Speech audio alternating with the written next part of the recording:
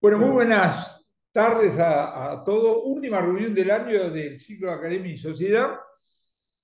El tema es obvio, estamos todos esperando a ver qué es lo que va a pasar a partir del 10 de diciembre de este año en materia de política económica. Y dentro de la academia dijo, ay, ¿quién sabe algo? No fue fácil encontrar, no fue fácil encontrar. Y dijimos, Pablo Virotti. Pablo, las malas lenguas dicen, sabes todo. Te voy a hacer una advertencia. Hoy a la mañana escribe Guillermo Calvo y dice, che, ¿puedo compartir el Zoom con alguno de mis amigos? Esto quiere decir que no solamente vas a hablar con Guillermo, sino con alguno de los amigos, que Dios sabe cuáles son. Te escuchamos. ¿Cómo ves? ¿Pero por qué te lo digo? Porque vos fuiste secretario de Hacienda. Es decir, vos tenés una idea operativa de cómo es una política económica. Eso es lo que digo. Ujú. Dale.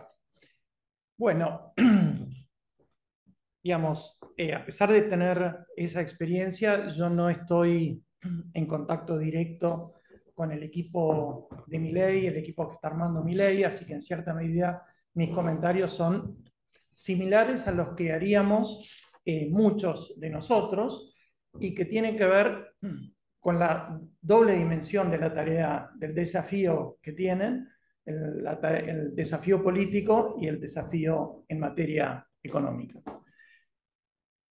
Digamos, yo creo que desde que Milei ganó la segunda vuelta, de alguna manera las noticias con respecto a cómo se ha manejado y a la conformación del gabinete son positivas. O sea, si de alguna manera tenemos que pensar la campaña electoral de Milei, muchos la definían como el salto al vacío, y yo creo que desde que ganara la elección a la presidencia, yo creo que ese salto al vacío se fue reduciendo de manera muy significativa por una serie de factores.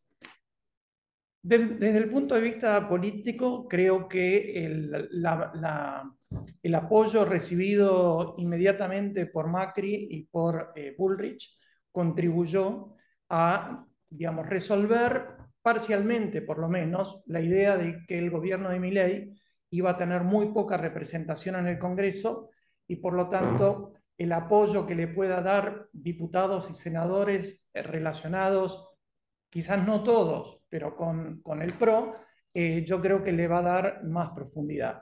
Y la segunda dimensión de ese acuerdo es básicamente permitir que gente que había trabajado intensamente en los equipos de Bullrich, bueno, pudiese incorporarse al nuevo gobierno sin ser percibidos como que estaban traicionando digamos, al equipo de Juntos por el Cambio, y de hecho daría la impresión que Patricia Bullrich ella misma va a integrar el gabinete.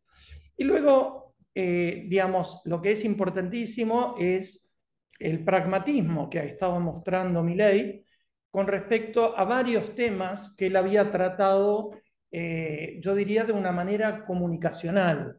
Entonces, en materia de política exterior, por ejemplo, eh, claramente el primer viaje de Diana Mondino fue a Brasil a extender la invitación a Lula para que venga a la Argentina, a la Asunción.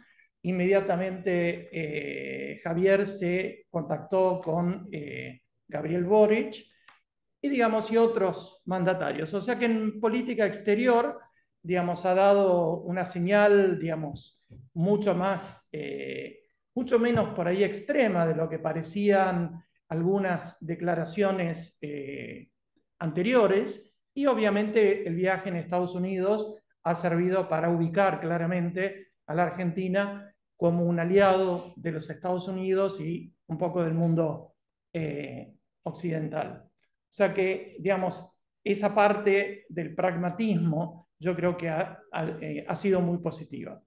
En materia económica, yo creo que las designaciones que ha empezado a hacer en el gabinete son claramente positivas.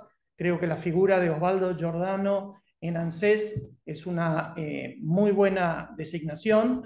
Creo que la designación de Marín a la presidencia de IPF también. Y creo que, digamos, de alguna manera la designación de Toto Caputo en economía ha significado claramente el mensaje que el proyecto de dolarización y cierre del Banco Central, que generaban muchas dudas, ha quedado postergado.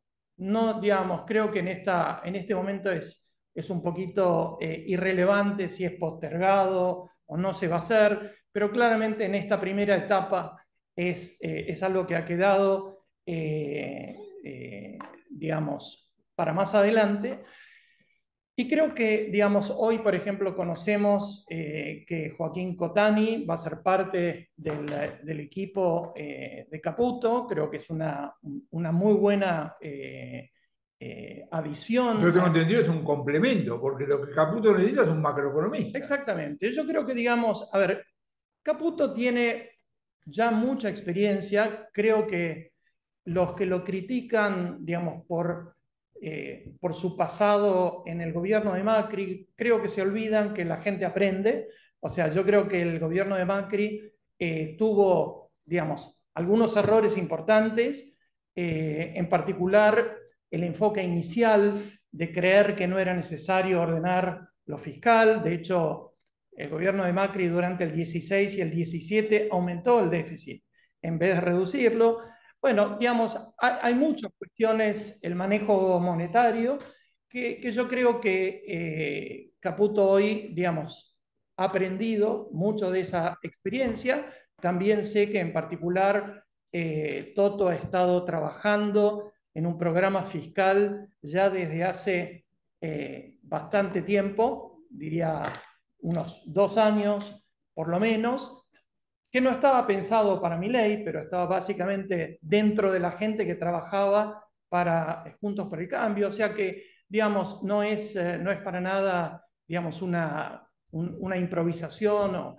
Y creo que va a ser muy importante eventualmente la designación de un presidente del Banco Central. Vos viste al pragmatismo, que yo por supuesto comparto, es decir, hay una lógica en la campaña, de vos y ahora llegó el momento de ir, digamos así, aterrizando. Entonces, bueno, va. Todo eso está todo fenómeno. Porque estoy pensando en una cosa que le escuché a Javier, que es, vengo a solucionar problemas. Es decir, que lo que vos tenés adelante es la realidad. Ahora, ¿qué le decís a mi nieto? Yo tengo 3 nietos. El mayor se deja matar por Milei. Los otros lo votan, son estrategas, ¿no? ¿Qué le decís a los pibes que no tienen que entender el pragmatismo como una traición a los valores, a cosas por el estilo, etcétera, etcétera, sino como parte de una cosa concreta, esta cosa que decimos los economistas, el óptimo, lo mejor de lo posible? ¿Qué le decís? Sí, digamos, primera cosa, creo que es muy importante el enfoque en los jóvenes, ¿no? Creo que parte de lo que no entendió Juntos por el Cambio y que no entendimos muchísimos era precisamente el peso del voto joven y cómo la gente leía, digamos, lo que se decía. Por ejemplo, un ejemplo clarísimo fue el debate entre Massa y Milei, donde muchos pensaron que era un partido de fútbol y que Massa lo estaba ganando 9-0, y sin embargo la gente percibía que había un individuo que estaba luchando contra todo el aparato del Estado, el aparato de inteligencia, y por lo tanto ese debate fue más parecido al cajón de Herminio que a una victoria. Y yo creo que, digamos, yo creo que otro aspecto muy importante es el respaldo en votos que tuvo Milei. Y el respaldo que tuvo Milei diciendo las cosas que dijo, enfatizando el concepto de libertad y poniendo un montón de ideas y reformas que quizás en la práctica, o sea, cuando vos decís, bueno, ¿cómo explicar el tema del pragmatismo a una persona joven? Yo diría es un tema de prioridades. Yo creo que en este momento la Argentina hereda una situación económica tremendamente difícil y, digamos, hay que concentrarse en lo más importante, que es la estabilización macroeconómica. Y cuando hablamos de la estabilización macroeconómica, creo que el punto central, el ancla de todo programa económico es lo fiscal. Y por eso siempre, a pesar de que yo favorecí la dolarización en un momento muy particular en los 90, en este momento no la favorezco. Y en particular porque pienso que los inventos monetarios o estas innovaciones en realidad dependen del éxito en materia fiscal. Hay que ser mucho más convencional. Me acuerdo en Estados Unidos recientemente que me hacían el comentario, dice, la Argentina es el país que sale con la mayor cantidad de innovaciones monetarias y financieras posibles y siempre le salen mal, ¿sí? Porque básicamente no ataca lo primero. Entonces, yo creo que, digamos, lo primero sobre lo cual creo que se va a enfocar el gobierno de Milei y que se tiene que enfocar es sobre el orden fiscal y luego, digamos, tener una política monetaria, digamos, y diría una reforma del Banco Central que asegure la independencia, que asegure que no exista más financiamiento del Banco Central al déficit. Yo también creo que parte de esa reforma tiene que prohibirle al Banco Central emitir deuda y que también tiene que derogarse la ley penal cambiaria, que creo que es una ley tremendamente nociva para el país. Primera cosa, me está mirando Susana Saboya. Te dije que dijera que las preguntas se hacen por chat y yo siempre me olvido. Ahora me acordé. Pregunta, por favor, por chat. Pues vamos. Milei está diciendo el 11 de diciembre le mando sesiones extraordinarias, le mando un conjunto de leyes, ¡prum! Ahí va. La pregunta que me surge, ¿este muchacho tiene un plan que incluye un conjunto de leyes o solo tiene un conjunto de leyes? Cuando digo solo no quiere decir que es poco, pero me estoy acordando de algunos antecedentes. Fíjate, el tipo que tenía al lado Frondizi era Frigerio. Frigerio, la batalla del petróleo, Yo le decía, don Rogelio, ¿usted cómo ve la tasa de inflación de medio millón? Ah, no sé. Menem, arranca con Dromi, ¿te acordás? Las dos grandes leyes, las privatizaciones, y vos le decís, Dromi, ¿usted cómo ve la...? Ah, no sé. Y, en el caso de Frondizi tenías a Donato del Carril, y en el caso de Roy, Rapanelli, etcétera, etcétera. Entonces, pregunta, ¿se puede dar, entre comillas, el lujo, Javier, de arrancar y decir, estas son las reformas de fondo, con los vendidos, o tiene que complementarlo, centrar en, totalmente de acuerdo con vos, la cuestión fiscal, que es una cosa que tiene nombre y apellido, cuya primera pulseada para ese día, mezclo política con economía, el pago del medio bilancio. Eso va a ser un test. Sí, yo creo, o sea, hoy hay una discusión en particular por parte de los gobernadores de provincia con respecto a la dificultad del pago del medio aguinaldo, pero creo que eso es un tema menor, es parte de la negociación y la presión que hacen los gobernadores normalmente, presionando por fondos. Y en este caso en particular, porque una de las medidas que había tomado Massa, que era la eliminación del impuesto a las ganancias sobre los asalariados, y la rebaja del IVA, que son dos medidas fiscalmente muy costosas, una parte importante de ese costo va a las provincias, entonces las provincias se están aprovechando para reclamar frente a Massa que se les compense esa baja de recursos, pero creo que a la larga la realidad de hoy, por ejemplo, es muy distinta a la que me tocó vivir a mí en los 90, donde en esa época las provincias fiscalmente estaban muy mal. Y mientras que la nación, digamos, estaba relativamente mejor que las provincias. Hoy la situación es al revés. Las provincias están mejor y por lo tanto yo creo que esa es una discusión más bien política de presionar a un gobierno que se está yendo para ver si consiguen algo de fondos.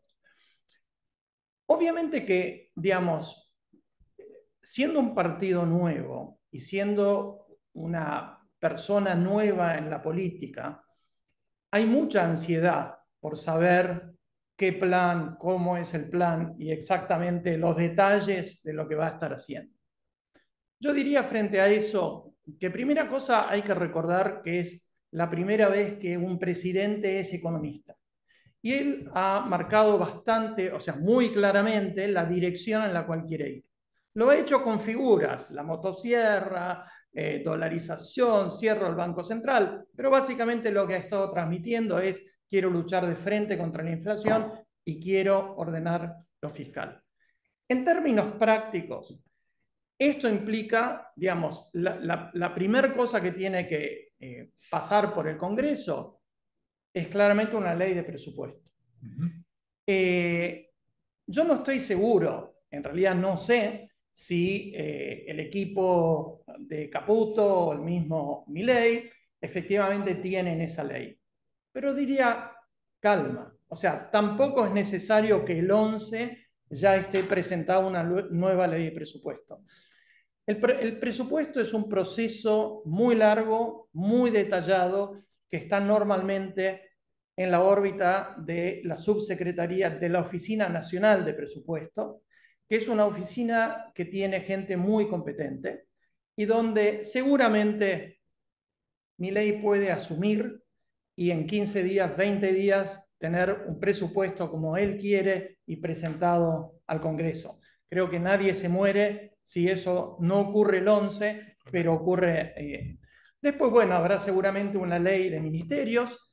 También tengo entendido que tienen pensado enviar bastante rápido una ley de reforma del Estado y creo que ese trabajo está basado en un análisis bastante exhaustivo que hizo Federico Sturzenegger, que lo había presentado a Juntos por el Cambio y también lo presentó al equipo de La Libertad Avanza, y que, bueno, contiene, digamos, una amplia desregulación, eliminación de leyes. Con respecto al futuro, por ejemplo, de la ley de presupuesto, la experiencia argentina en materia política es que siempre la oposición aprueba por lo menos el primer presupuesto que presenta un gobierno. O sea que yo creo que sería completamente inusual y, digamos, muy mal visto por la población que no se le diese al gobierno entrante una ley de presupuesto como quiere. Y tampoco una ley de ministerios que seguramente reordenará los ministerios de la manera como ha anunciado, con muchos menos ministros. Con respecto a la desregulación, si es que efectivamente es lo que yo creo que implica derogar o, digamos, o modificar una serie muy importante, una cantidad muy importante de leyes, posiblemente la discusión sea más detallada ley por ley, porque obviamente todas esas leyes tienen digamos, algún nicho de, digamos, de favoritismo. Pero ahí hay una cosa que yo espero, en el sentido de la esperanza. Vamos a ver, el 10 de diciembre, Milei tiene que decir al sector privado, el negocio del crecimiento es de ustedes, particularmente los empresarios. Ahora yo hablo como consultor. Yo te puedo asegurar que la energía que hoy un empresario, los gerentes, los jefes gastan en salió la silla, no salió la silla, qué dijo la FIP, qué dijo De Pablo, qué dijo Vidotti, qué la labura, muchachos. Vos tenés, el próximo presidente, en el discurso inicial, tiene que bajar los miedos, bajar los trámites, bajar las dudas, bajar esto, y decir, métanle nomás. Vos que te cosa importante, el grueso de los dólares son blancos.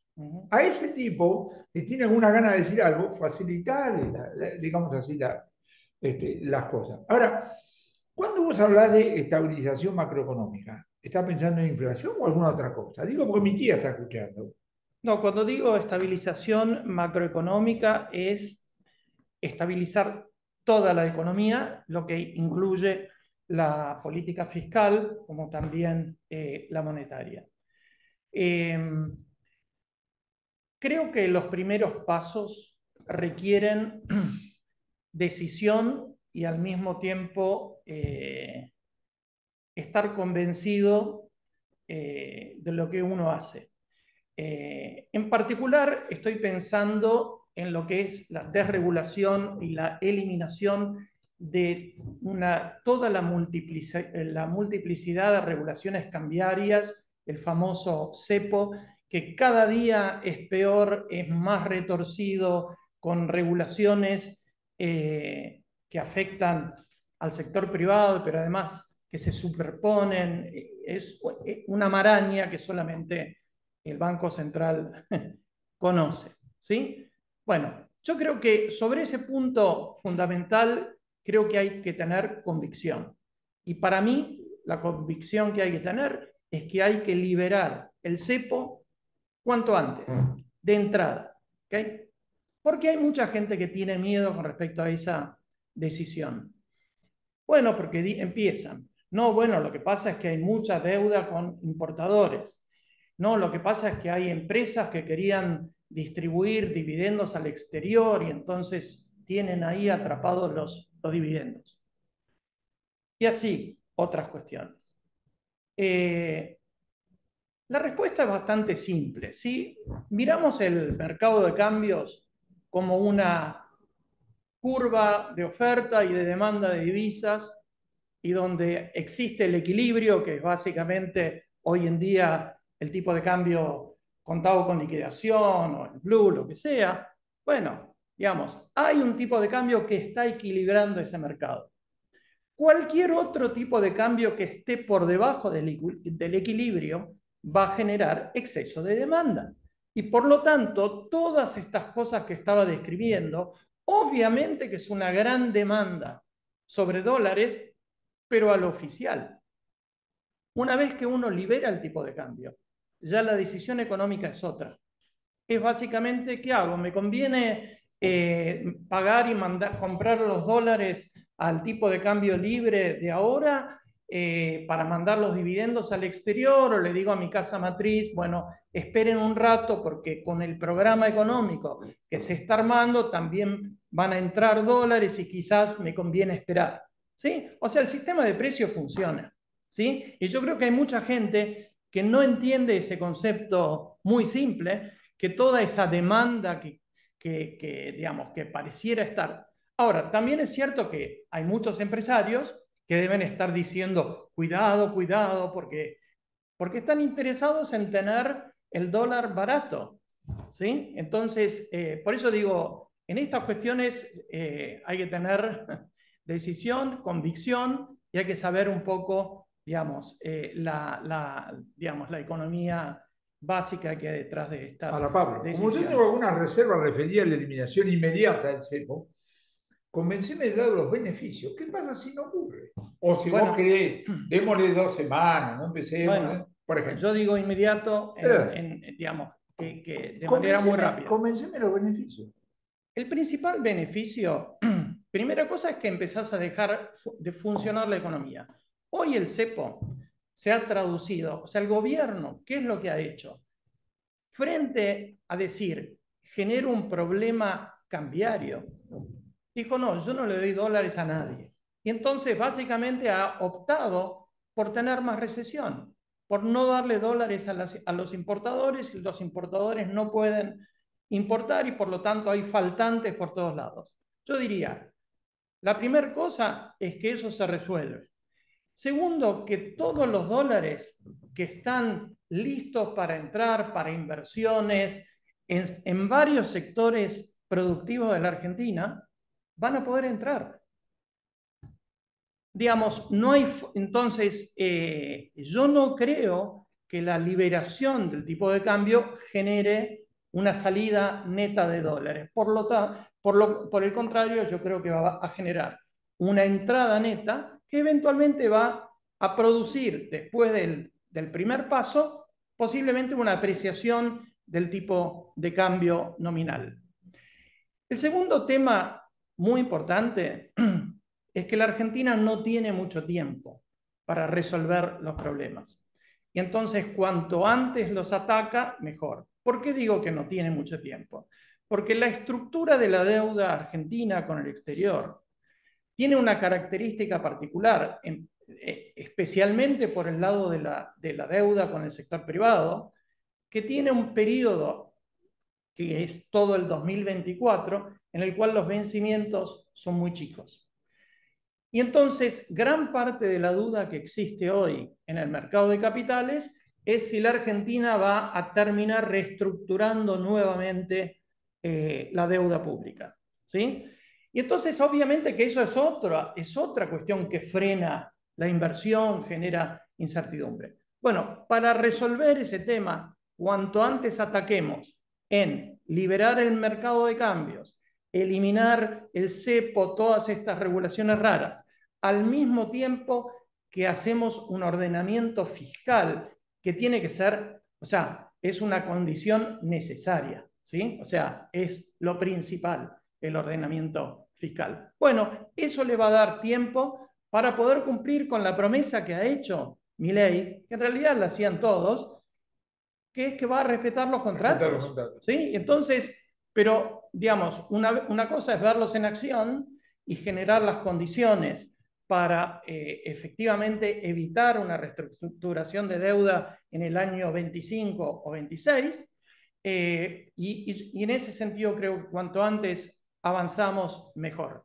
Y en este contexto creo que va a jugar un rol potencialmente muy importante y muy positivo el Fondo Monetario.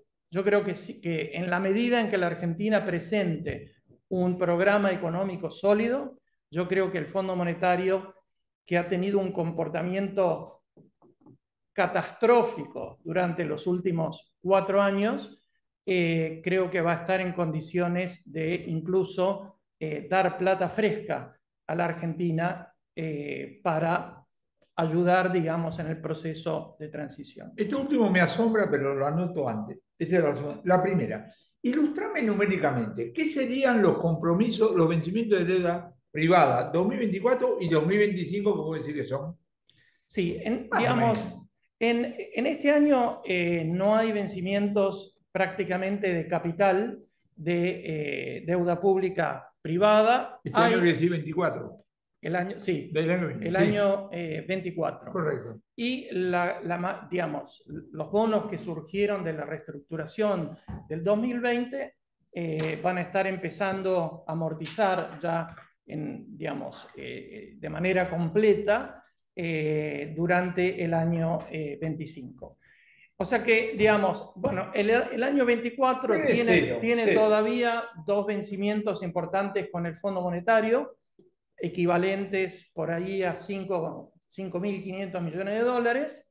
Eh, digamos que eso uno asumiría que serán reprogramados dentro de un nuevo acuerdo con el fondo, pero básicamente creo que la Argentina tiene en el año 24 vencimientos menores a 10.000 millones sobre la deuda privada y ese número va a pasar seguramente a 16, 20 en los años siguientes. Pará.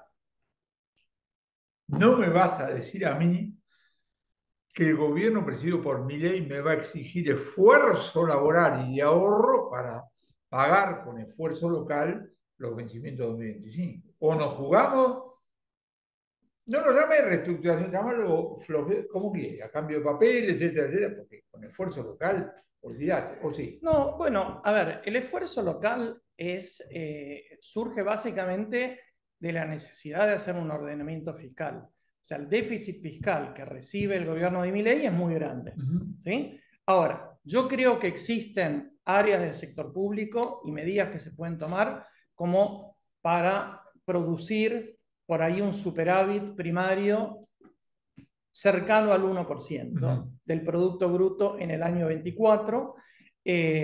Por ahí no se llega al 1, pero estamos en equilibrio. Yo creo que hay posibilidad para hacer un ajuste fiscal de unos 5 puntos del Producto Bruto, de los cuales hay alguna parte que sí recae sobre la población, en particular la reducción de los subsidios sobre los servicios públicos.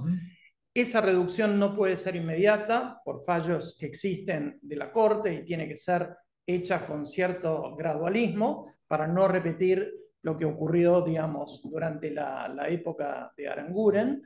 Pero después hay otros lugares, como por ejemplo la eliminación de los déficits de empresas públicas, algunas empresas públicas que la verdad que son medio irrelevantes para el futuro de la Argentina, cuestiones que tienen que ver con reducciones de transferencias discrecionales a provincias. Fundamental. Seguramente hay ahorro importante que se puede hacer en el ámbito del gasto social, pero no necesariamente con una reducción de los beneficios que recibe la gente, los beneficiarios, pero sí con reducción de dos aspectos. Uno es la famosa intermediación. El gasto social o los planes sociales en la Argentina aumentaron durante el gobierno de Alberto Fernández 2,5 puntos del Producto Bruto, con respecto ya a un nivel muy alto que existió durante el gobierno de Macri, y acordémonos que el gobierno de Macri aumentó los planes sociales con respecto a la situación que heredó de Cristina Fernández. Hoy en día yo creo que hay una conciencia muy grande entre la población de que mucho del gasto social, no digo mucho el gasto social, pero muchas veces el gasto social está siendo usado como escudo humano por bandas criminales que se han apropiado de algunos sectores del gasto público. Cuando vemos la gente obligada a hacer manifestaciones en la 9 de julio que ni siquiera sabe para qué va, y donde sabemos que existen centenares de miles de beneficiarios que no debieran recibir los fondos, solamente en el programa Trabajar, el fiscal Marijuán ubicó 200.000 beneficiarios que no calificaban para ese plan. O sea, digamos, hay mucho que se puede hacer sin afectar efectivamente a los que necesitan del aporte del Estado, y yo entiendo por lo menos que el mensaje de Milei es exactamente eso. De hecho me acuerdo que parte de la argumentación de cómo hacían campaña en los barrios más carenciados, el mensaje que le transmitían a la gente es: venimos a liberarlos.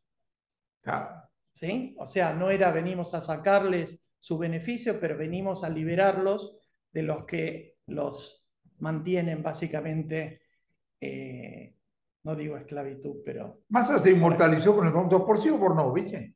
Sí. ¿Vos realmente creés que el fondo puede poner plata fresca? Me asombra. Sí, sí, yo creo que sí. Pero para eso yo creo que es necesario un programa económico sólido.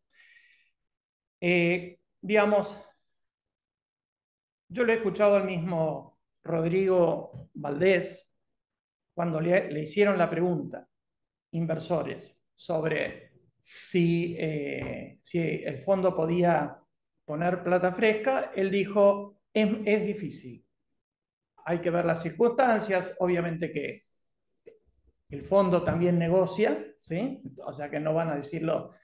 Pero lo más interesante es que él dijo, bueno, digamos, de producirse esas condiciones, el número que yo miraría es lo que quedó sin desembolsar del programa original del fondo en 2018. Y eso equivale a entre 10.000 millones y 13.000 millones de dólares. Ajá. O sea, que en las condiciones, digamos, de un plan que sea coherente y sólido, con un ordenamiento fiscal importante, yo creo que el fondo va a estar dispuesto a poner plata adicional, y claramente creo que si el gobierno hubiese insistido o insistiera con la dolarización, eso no ocurriría de ninguna manera. Llegaron preguntas. Sí, dos que son muy parecidas. Una, y hay otra más sobre el mismo tema. La primera es de Leiderman, que dice: Pablo, ¿cómo se puede reducir el pass-through de la eliminación del cepo a la inflación? ¿No habría un salto grande en P que afecte las expectativas? Y referido a eso, Fernando Navajas dice: Pablo, vinculado a lo de Leo, ¿Vos entonces descartás un overshooting inicial de tipo de cambio real? Y en materia de programa fiscal a mediano plazo, es decir, más allá del ajuste inicial, ¿no te preocupa la organización ministerial del rol débil que luce tener el Ministerio de Economía? O sea, son dos, en realidad. Sí. Tres. Claro. Sí. Sí, con respecto, digamos, al pass-through, en la Argentina claramente el pass-through es muy alto y muy rápido. También es cierto que nosotros estamos a un ritmo de inflación hoy día con el cepo que está yendo por arriba del 250% por año. ¿Sí? O sea que, digamos, es claro que la Argentina va a enfrentar un año de alta inflación. Pero al mismo tiempo creo que es mejor, digamos, reconocer que va a ser alta y tratar que sea corta. Parte de lo que puede reducir el impacto sobre el nivel de precios tiene que ver que ya hoy las expectativas de la población y del sector productivo ya están incorporando todos una devaluación o una unificación o un acercamiento del tipo de cambio oficial a, digamos, al dólar financiero, y entonces mucha ya de la formación de precios está reflejando esa devaluación que todo el mundo prevé. Además que ya este mismo gobierno ha empezado a aplicar dólares, un dólar para distintas actividades, que es un promedio ponderado entre el contado con liquidación y el tipo de cambio oficial. Por lo tanto, el tipo de cambio relevante para esos sectores ya no es más el tipo de cambio oficial como está. O sea que yo creo que hay cuestiones que atenúan el tamaño del impacto en los precios, pero ese impacto va a estar y es cuestión de reconocerlos. Y para mí lo importante es, por eso decía que hay que tener convicción, digamos, que quedarse a la mitad, o sea, no eliminar el cepo o no unificar los tipos de cambio por miedo al salto en el nivel de precios, puede terminar siendo peor, porque lo que evitamos al mantener las regulaciones cambiarias y al mantener una brecha cambiaria, estamos impidiendo que empiecen a entrar capitales, ¿sí? Que normalmente van a tender, si el programa fiscal y económico en general es un programa coherente y tiene el apoyo del Fondo Monetario, yo creo que a partir de la unificación lo más probable es que empecemos a ver un camino descendente del tipo de cambio y de la inflación. Acá, ya que lo tenemos a Guillermo, vamos a meter en el centro. ¿Qué? ¿Quién manda acá? Hay una Vamos. cosa más que había... Para. Sí. Porque referido al pass-through, acá, el tema de la credibilidad es crucial. La política económica es teoría de juego. Te creen o no te creen, te creen o no te creen. El otro día, un conjunto, Dios sabe cuántos fueron, de ñatos, te mandaron las aceitunas de siempre con un aumento de 50% en la lista de precios. Bueno, ponele que lo hacen al comienzo de mi ley. Yo tengo un supermercado, vos me mandás aceituna con 50% y digo, llévatela de vuelta. Y en la góndola pongo, esta góndola está vacía porque el malnacido del productor, como no creen nada, ahora, si te creen, el pass-through puede ser un tema de cambio de precio relativo con menos efecto inflación. Si no te creen, sonamos. Entonces, el tema de la credibilidad inicial, que no hay que darla por descontado, porque venimos golpeados, pero que viene una cosa que vos dijiste, la convicción, la persistencia, tener que mantener, y esto va a terminar funcionando. Sí, yo creo que es así. Y yo creo que por eso ser tibio en algunas cosas te puede jugar en contra, porque no termina de resolver el problema. O sea, que va a haber más inflación inicialmente en la Argentina es un hecho, pero que hay que reconocer que esa inflación es producto del gobierno de Alberto Fernández y de Massa. Es inflación reprimida. Y entonces lo importante es que cuanto antes nosotros creemos las condiciones para poder emprender el camino descendiente, desregular la economía, mejor va a ser para la Argentina. Había algo que había preguntado Fernando al sí, final. Hay dos cosas. El overshooting inicial del tipo de cambio real. Y la otra es si en materia de programa fiscal a mediano plazo, es decir, más allá del ajuste inicial, si no te preocupa la organización ministerial y el rol débil que luce tener un Ministerio de Economía. Ok.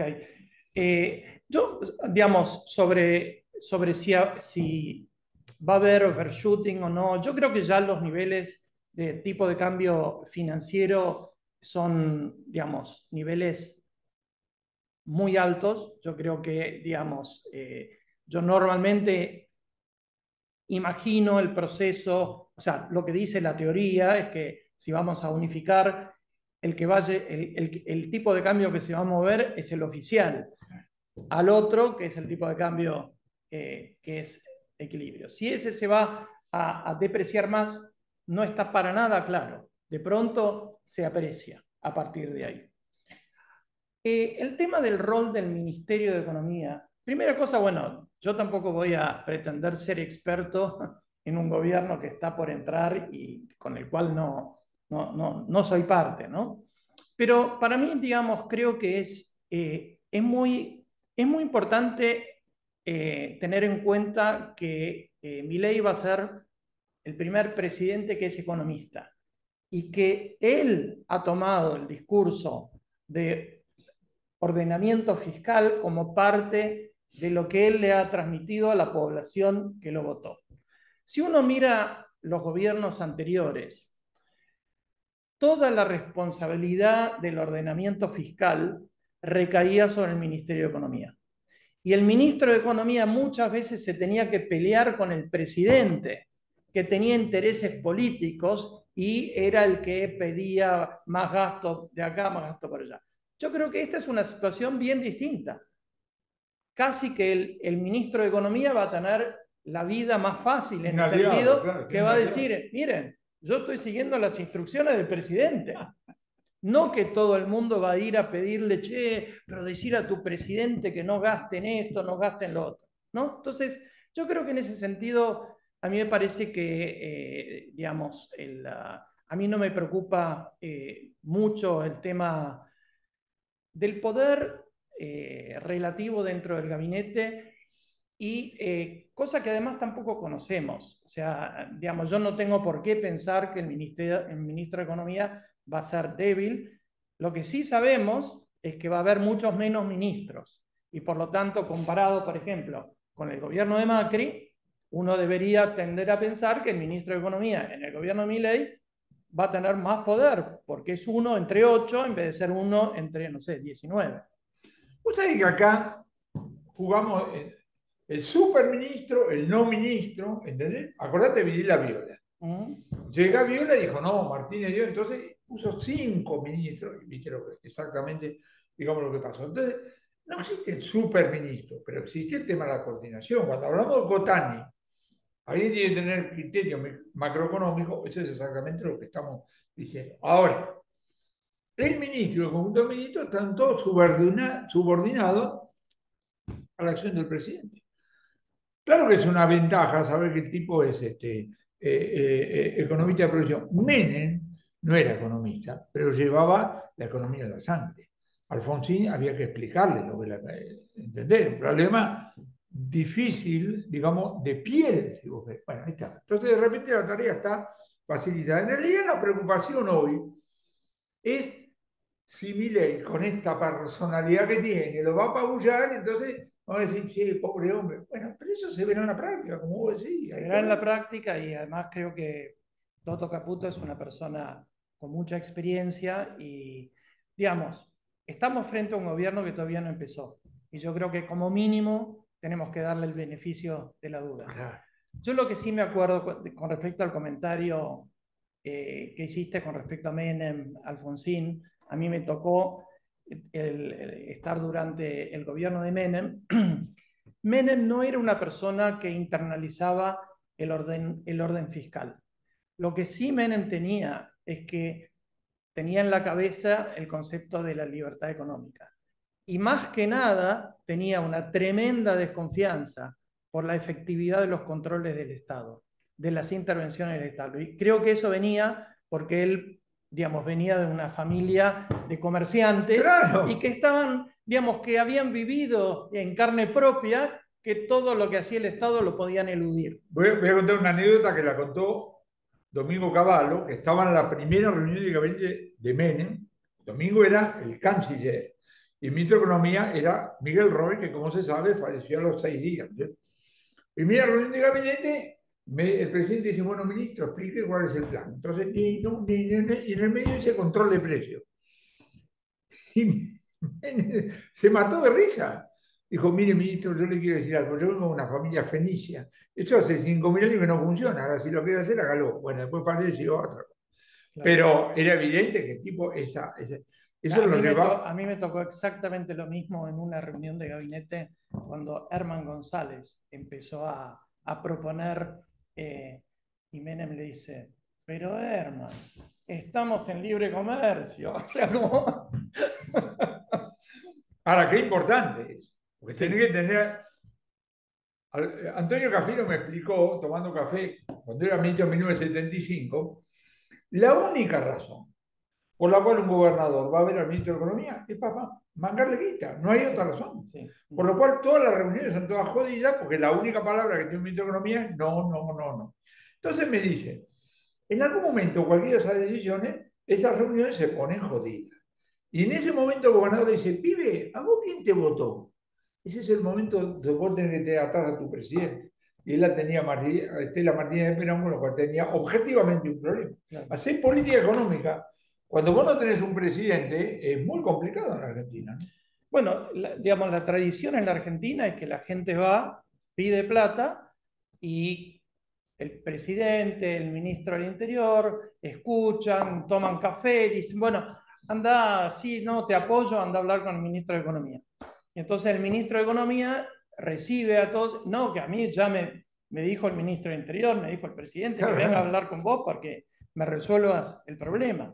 Yo creo que acá digamos, lo bueno, de hecho, por ejemplo, en la discusión sobre el aguinaldo, ¿qué es lo que salió a decir Milei? Salió a decir, no hay plata, paguen los aguinaldos, reduzcan otros gastos, pero es un tema de ustedes. O sea, no es el mensaje típico del político que está mirando cómo queda el apoyo de gobernador tal o cual. Y te digo más, se va a pagar el aguinaldo. Hay provincias que tienen plazo fijo, que por supuesto no dijeron nada. Y otra, bueno, es lo que en economía uno define como incentive compatible. claro. ¿Verdad? O sea, llegado el momento, van a pagar el aguinaldo. No, pará, contame. Bueno, Liderman también vuelve a preguntar. Ojo, Pablo. pará, sobre Leonardo tenemos que decir dos cosas. Primero, en vez de estar durmiendo, porque está en Israel, ¿no? En vez de estar durmiendo, Sí. está aprendiendo. Segundo, debe estar en la trinchera. Que Leonardo, gran abrazo desde acá, ¿eh? Dale. ¿Cuáles serían los efectos, la idea de corto plazo, sobre el desempleo, pobreza y recesión? Imagino que, digamos, te está refiriendo, Leo, al impacto sobre el nivel de precios que surge de una unificación cambiaria.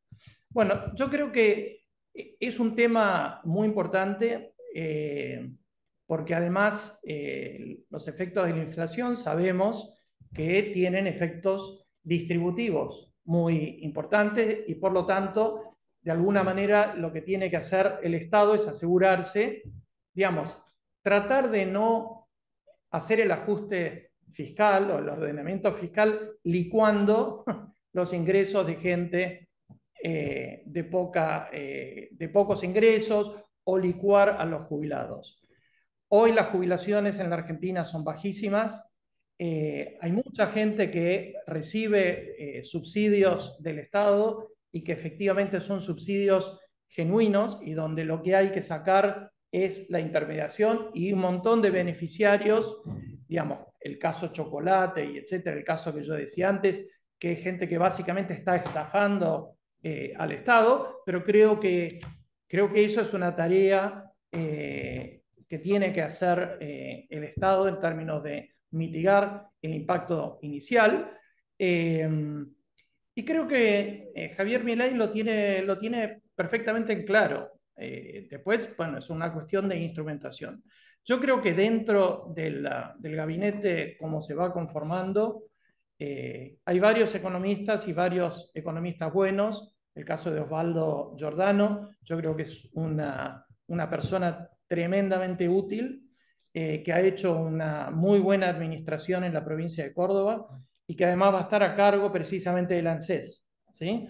Entonces, yo creo, la verdad que creo que, como decía antes, hay que dar el beneficio de la duda, pero de alguna manera hay que reconocer que, digamos, hoy la Argentina ya tiene 45% de pobreza, ¿sí? O sea, esperar y patear la pelota para el futuro, lo único que ha hecho es aumentar la pobreza.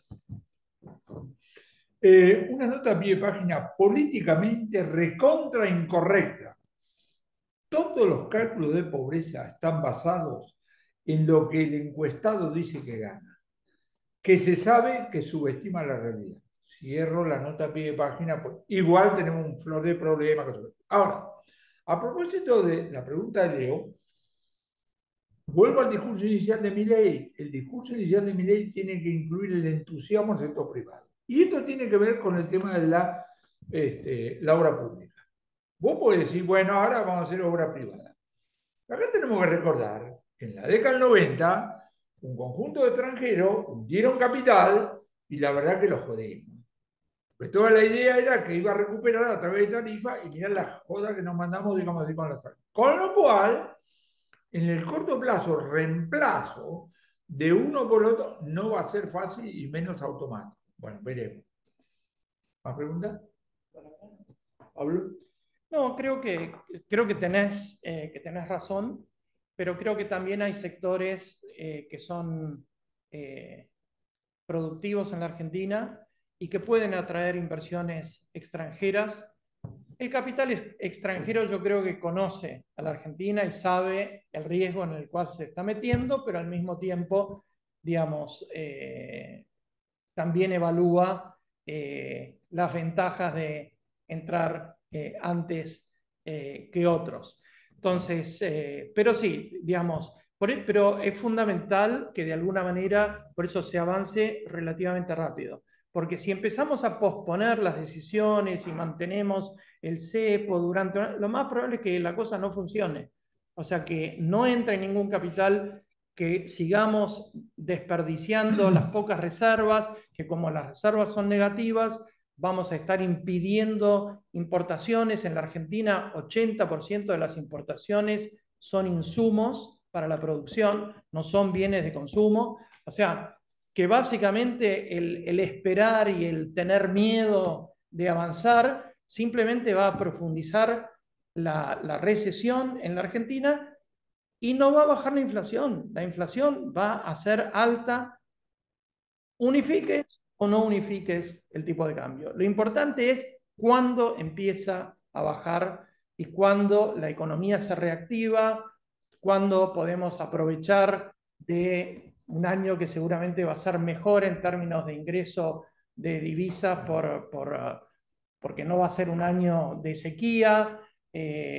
Digamos, va a empezar a funcionar más las inversiones que se han hecho en vaca muerta, etcétera. O sea, digamos, yo creo que es un conjunto de cuestiones, pero creo que, digamos, el tener miedo y como consecuencia de la falta de convicción, decir, bueno, voy de a poquito nos puede llevar a ningún lado. Sonaste, tenés razón. El 10 de diciembre todo el mundo va a estar mirando y lo vamos a plantear al presidente.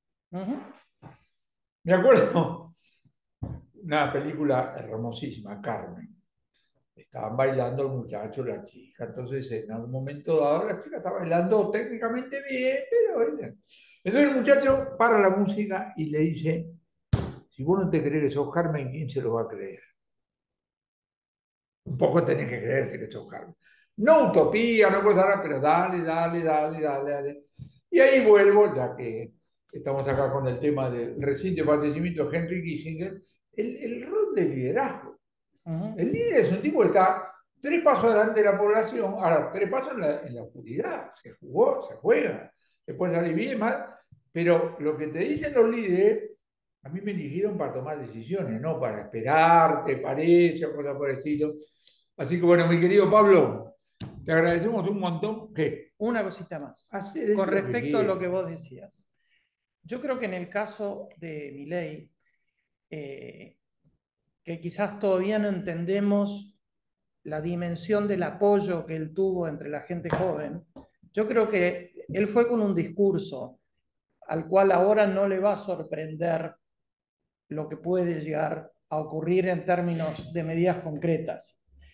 Y creo que la gente está tan podrida del sistema tradicional que le va a dar un gran beneficio de la duda para que, digamos, intente lo mejor que puede, ¿no? Creo que en ese sentido quizás el apoyo es distinto al que nosotros vimos en gobiernos tradicionales. Seguro. Además de lo cual, recordemos que Argentina tiene un régimen presidencialista. Esto no es un régimen parlamentario que en marzo te lo embocás.